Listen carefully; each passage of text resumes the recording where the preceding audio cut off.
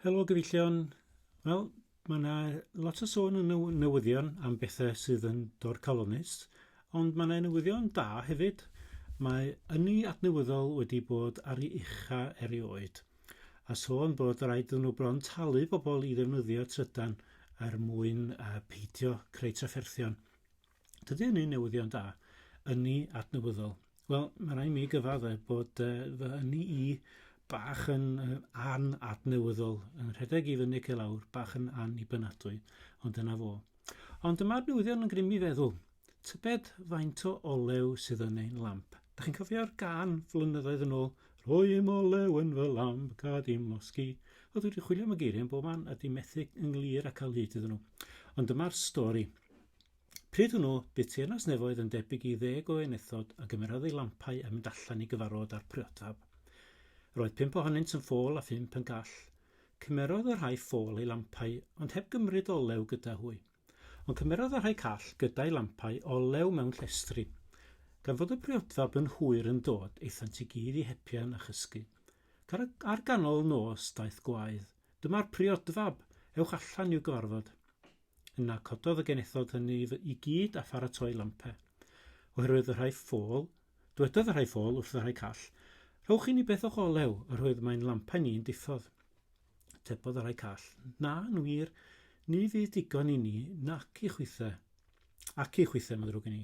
Gwell i chwi fynd at y gwerthwyr a phrynu peth i chwi eich hunain.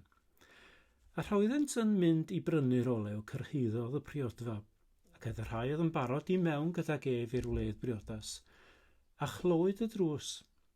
Yn ddiweddarach, dyma'r genethod eraill yn dod ac yn dweud, Sir, agor y drws i ni.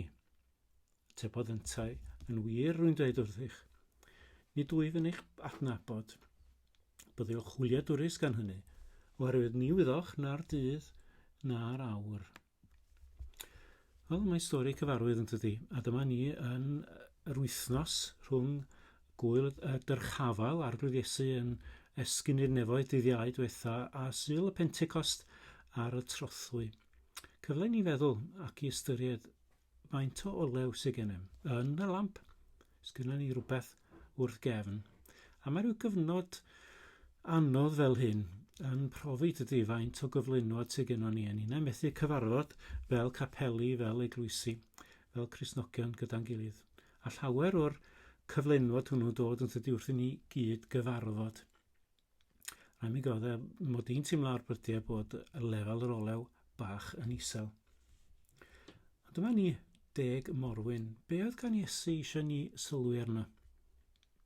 Wel, mae yna gyfrifoldeb yma yn does, bob yr un ohono ni, i fod yn sicr fod cyflenwad gyda ni o'r olew yma. Yr olew, wrth gwrs, ydy bendith Duw, yr sicrwydd yna fod i nerth ef yn llifo yno ni.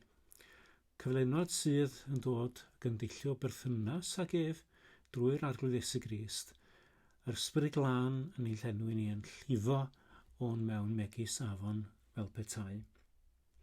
Ond mae yna rybydd yma i ni hefyd yn does i ni fod yn effro, i ni cadw'n golwg allan am Iesu, i wrando a sylwi be mae'r tad yn ei wneud yn ein dyddiau ni, i ni fod yn barod am ymddangosiad yr Arglwydd Iesu.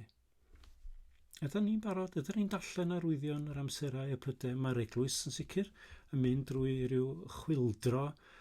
Wel, un nad ydi o ddim ond dewis ni, ond fe rhaid ni ddod allan ohoni'n barod. Fydd yna olew yn ei lamp pan da ni'n clywed y sain bod y priodfab yn dod, pan da ni'n cael cyfarfod a'n gilydd unwaith yn rhagor. Mae chi adnodau i ddarfod ein myfyrdod arno. Eseia, pennod 26, a drydydd y 4 adnod. Rwyt yn cadw mewn heddwch perffaith y sawl sydd ei feddylfryd arnat, am ei fod yn ymddiried ynot.